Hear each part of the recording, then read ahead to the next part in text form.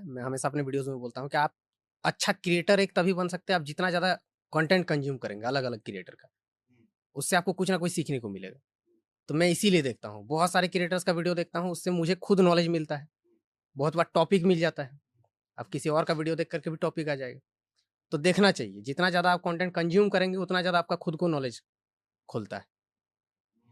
Ideas मिलता है नए-नए, आप नया तरीका अपना सकते हैं, नया नया चीज़ सीख सकते हैं। तो कोई अगर कंटेंट क्रिएटर कह रहा है नहीं मैं तो किसी का नहीं देखता, मैं तो सिर्फ अपना बनाने में व्यस्त रहता हूँ, या तो वो झूठ बोल रहा है, बेवकूफ़ है वो, बिल्कुल, या झूठ ही बोल रहा है झूठ वो, ही बोल रहा है। देखता सब सबका देखता होगा है, हर कोई देखता है, और अपनी कैटेगरी को तो खास करके देखता एकदम होगा। देखता है।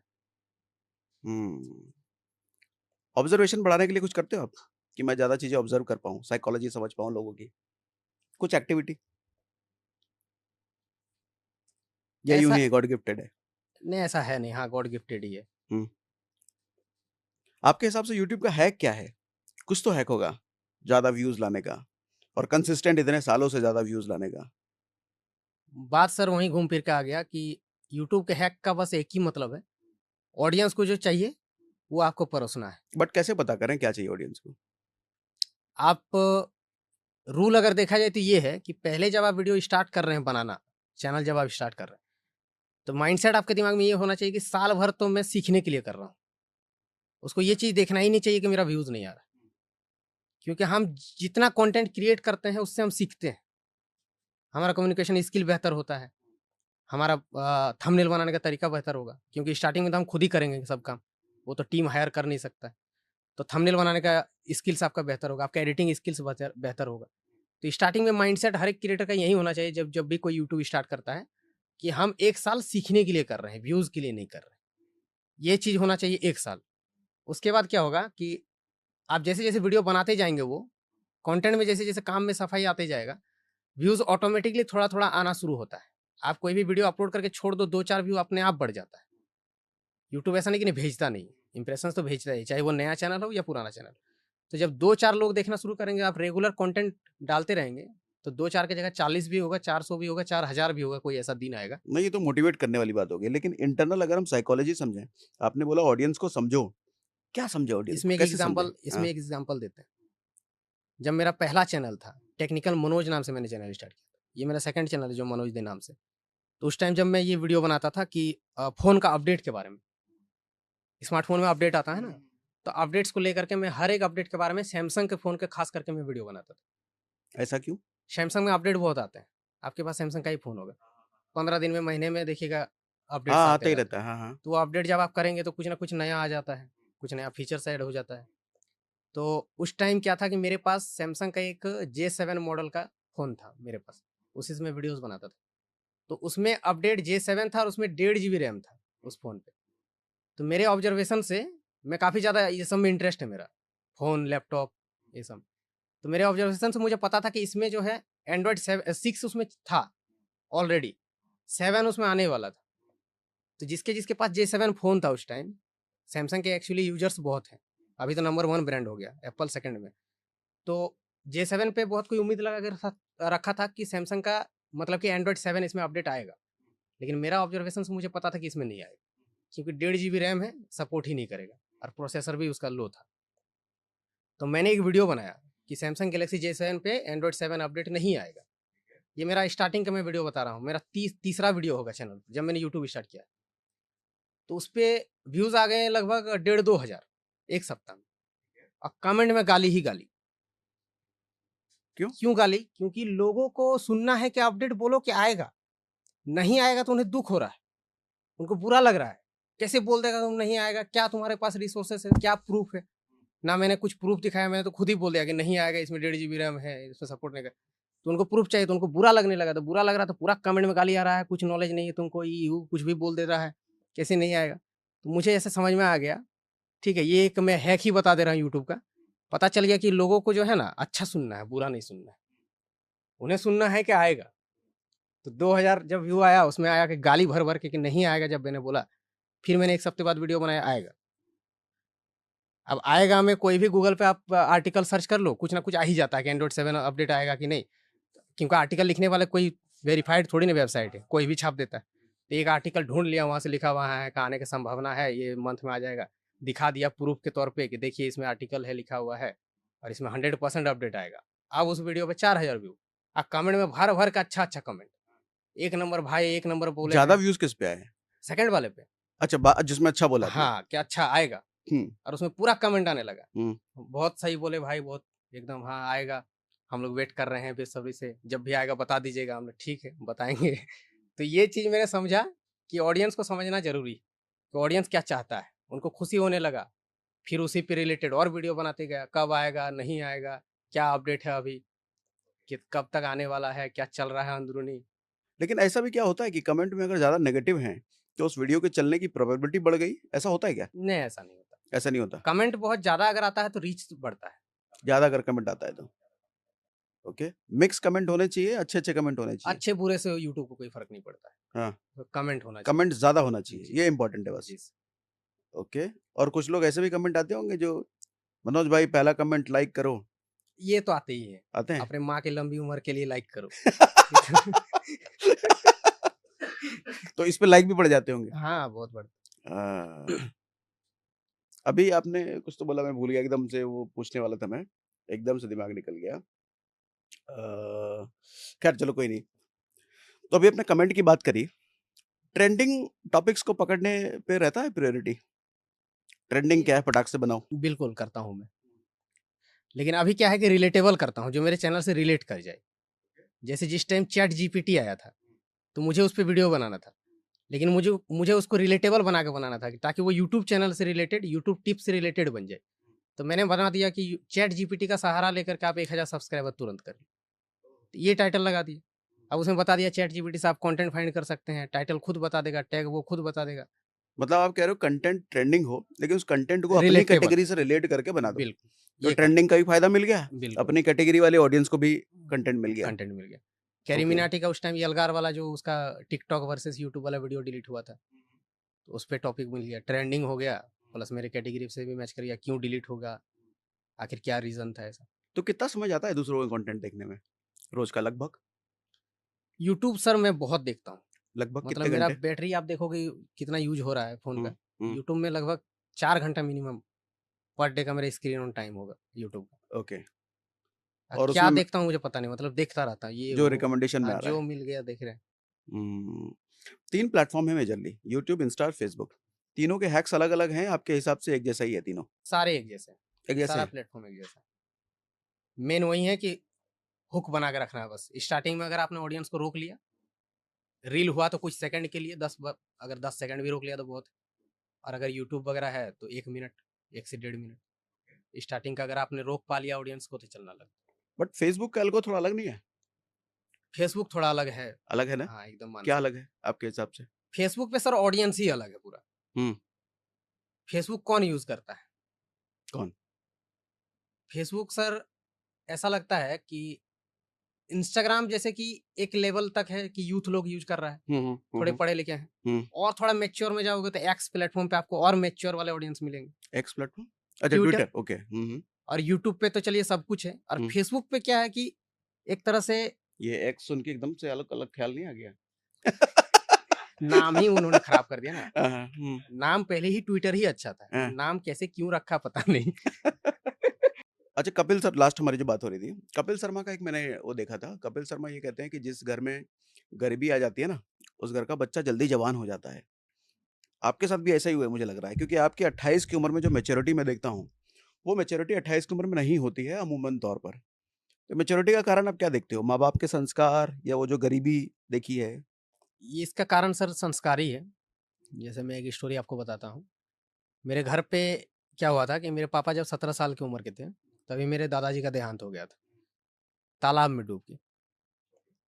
तो 17 साल की उम्र में मेरे पापा ही सबसे बड़े हैं, और उनका 3 भाई है, मतलब 3 चाचा हैं मेरे। तो वो 17 साल के, मेरे पापा सबसे बड़े हैं, मतलब बाकी भाई सारे, कोई 12 साल का, कोई 9 साल का, इस तरह का था। तो 17 साल की उम्र में जब बाप का साया उठ जाए और घर में कोई कमाने वाला ना हो, तो ज़िम्मेवारी बहुत बढ़ जाती है। तो मेरे पापा हो गए या फिर चाचा लोग हो गए, सब कोई अपने पैर पे खुद से खड़े हुए हैं। मेरे पापा ने फिर कोई साइकिल दुकान जॉइन कर लिया, वहाँ से उन्होंने साइकिल रिपेयरिंग का काम सीखा।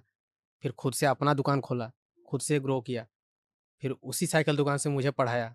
मेरी 2 बहनें हैं, दोनों का शादी करवाया। तो ये सब करवाया उन्होंने। तो शुरू से मुझे ये संस्कार मिला है कि कुछ करना है, ज़िंदगी में कुछ करना है, पैसा कमाना है।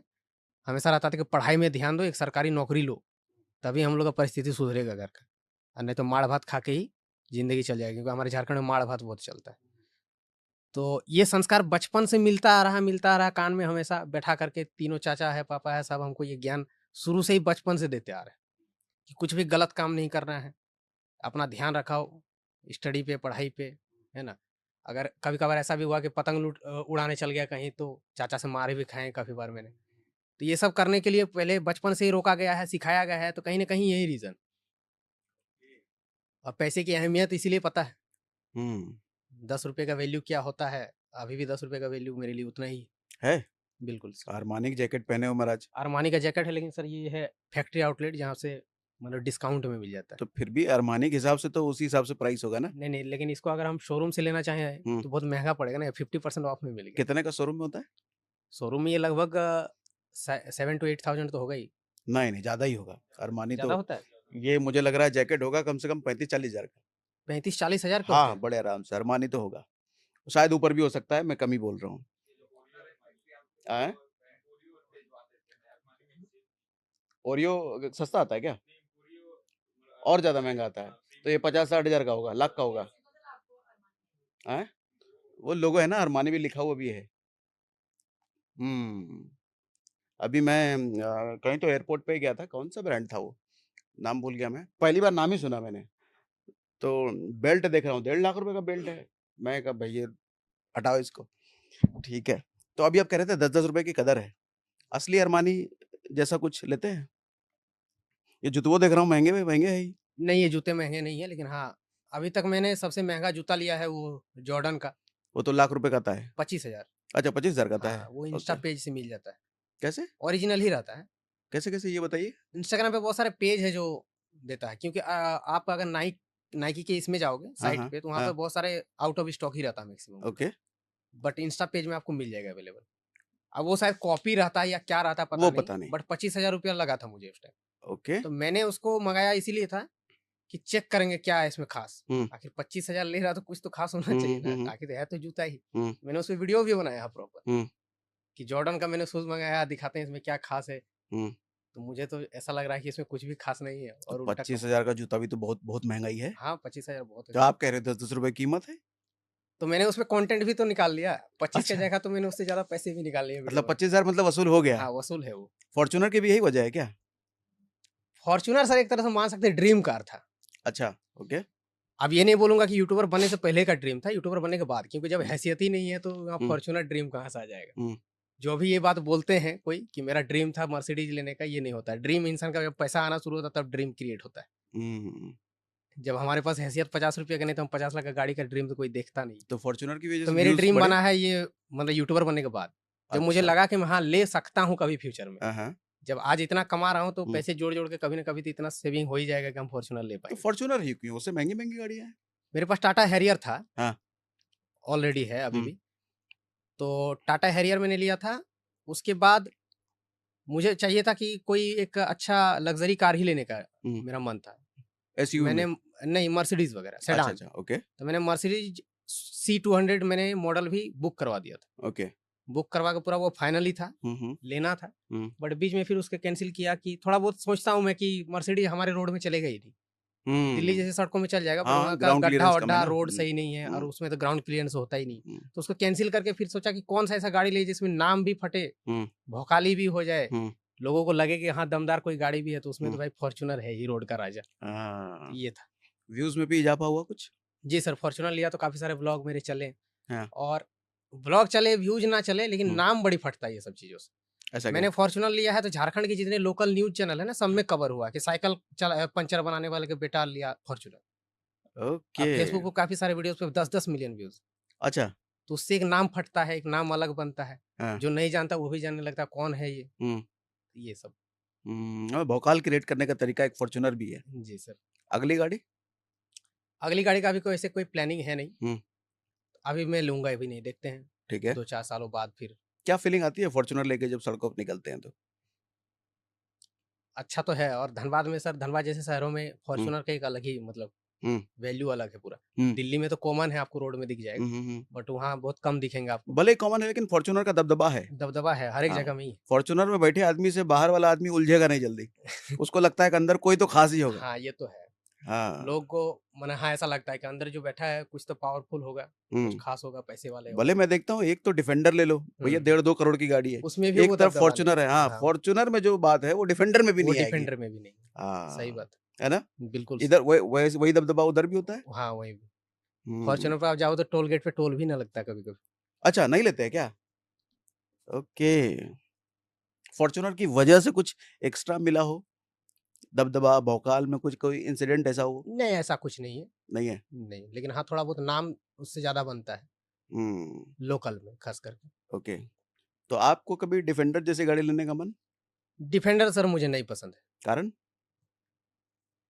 कारण अब मैं क्या बताऊँ, मुझे पसंद ही नहीं उसका, ना डिज़ाइन अच्छा लगता है, ना लुक अच्छा लगता है। ड्राइव तो मैंने कभी किया नहीं। हाँ हाँ। ड्राइव करके देखेंगे कैसा है, बट हम्म बाहर से नहीं अच्छा लगता है। वो कुशवाहा जी बुरा ना मान जाए कहीं। नहीं, बुरा मानने का बात नहीं है, पसंद सबका अलग-अलग होता है। हाँ हाँ। अब किसी को कोई चीज़ पसंद आ रहा है, मुझे नहीं आ रहा, तो इसमें बुरा मानने वाली कोई बात ही नहीं। ओके। हमने देखा उन्होंने तो पॉडकास्ट चैनल शुरू किया है डिफेंडर में, ऐसा कुछ नाम नाम रख करके। मिलीनियर ऑन हाँ, मिलेनियर डिफेंडर। इन डिफेंडर। हाँ, बढ़िया है। ठीक है। और लाइफ को लेके कुछ बताओ ना मनोज भाई, आपकी पर्सपेक्टिव क्या है लाइफ को लेकर के? क्यों मैं ये सवाल पूछ रहा हूँ कि आपकी साइकोलॉजी, मैच्योरिटी, ऑब्जर्वेशन से मैं बड़ा इम्प्रेस्ड हूँ।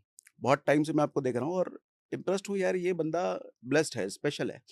आम जैसा नहीं है ये कि मौका आया तो भजा लो, कोर्स ले आओ, सेमिनार ले आओ या कुछ भी ले आओ। ये मौके को भजाता इस तरीके से नहीं है। ये सस्टेनेबल काम करता है। ये तो है सर कि मैं वैसा ही काम करता हूँ या कर रहा हूँ, जिससे मैं थोड़ा लॉन्ग टाइम तक चल पाऊँ।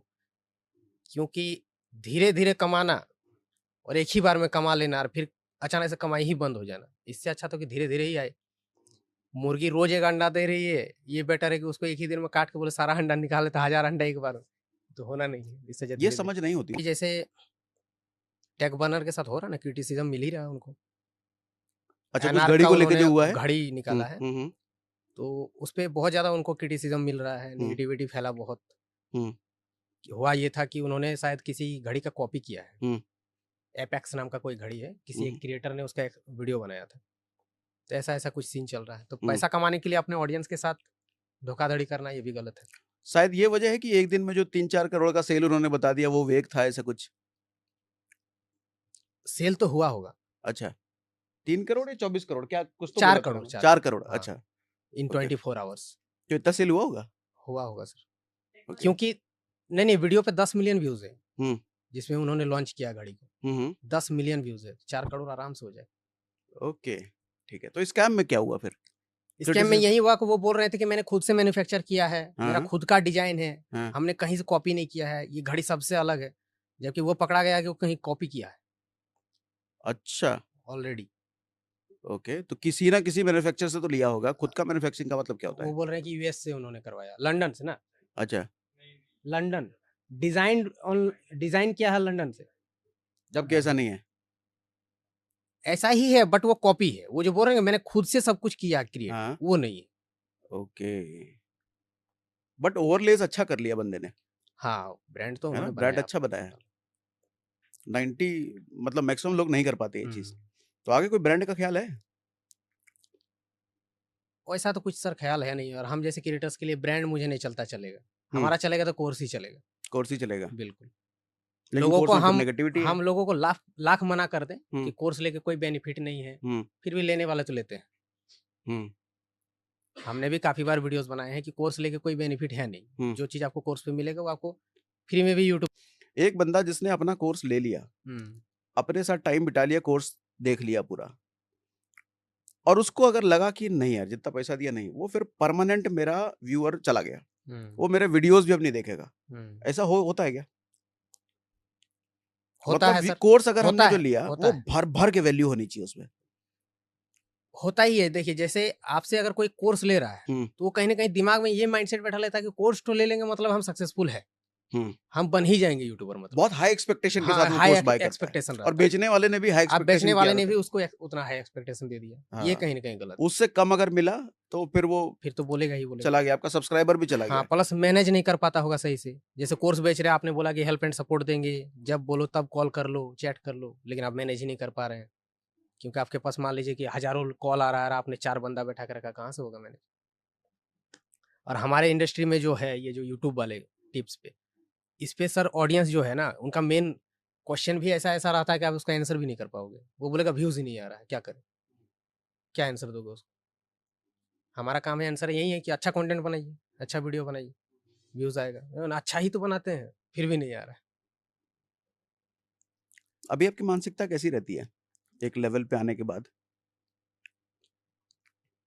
मानसिकता सर देखिए अभी भी ऐसा है कि काम तो कर ही रहे हैं। अभी 7 मिलियन करीब होने वाले हैं। चाहते हैं 10 मिलियन जल्दी हो। डायमंड प्ले बटन पूरे झारखंड में नहीं है अभी तक। स्टेट में एक आएगा। किसी भी लेवल में चले जाओ जो भी हो जाए, काम नहीं बंद करना चाहिए, काम नहीं रुकना चाहिए। हमेशा इंसान को चाहिए कि और ग्रो करे और ग्रो करे और बड़ा बने। वैसे सक्सेस को संभालने के लिए क्या कुछ साइकोलॉजी रहती है?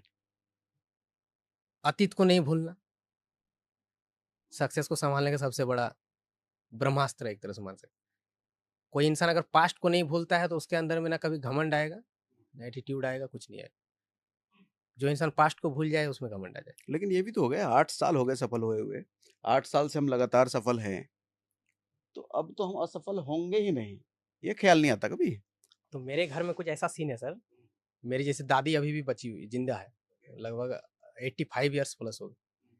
तो दादी जैसे सुबह हुआ तो वो अभी भी ऐसे ही बोलती है। जैसे रोटी अगर बनाई है मम्मी, और कभी किसी दिन मान लीजिए हम नहीं खाएं या तो कभी पापा नहीं खाएं, बाहर से खा के आ गए, तो रोटी का 4-5 बज गया तो पूरा गाली। अभी मिला है ना, पैसा आ रहा है, थोड़ी ना हम ये समझ में आएगा। यही 5 रोटी के लिए तरसता था तुम लोग एक दिन। तो सुबह शाम ये रिमाइंड चलते रहता है घर पे। कोई ना कोई ये में आपको सुनाई पड़ना ही पड़ना है कान में।